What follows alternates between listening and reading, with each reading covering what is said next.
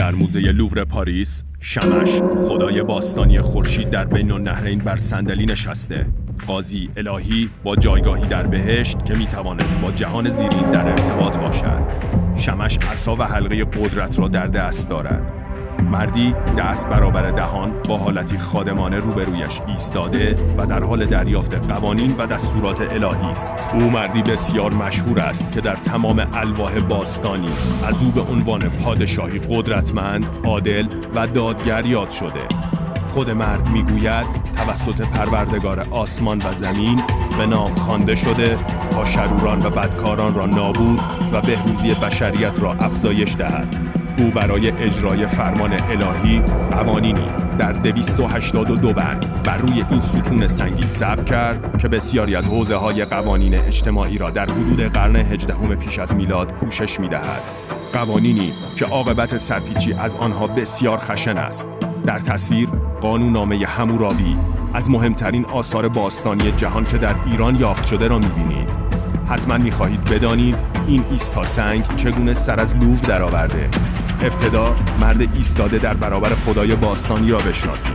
او حمورابی، ششمین پادشاه آموری از امپراتوری بابل باستان است که بین سالهای 1792 تا 1750 پیش از میلاد سلطنت می‌کرد.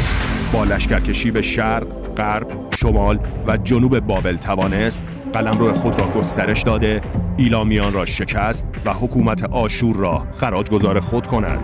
در نهایت حمورابی موفق شد تمام بین النهرین را تحت امر حکومت بابل متحد سازد.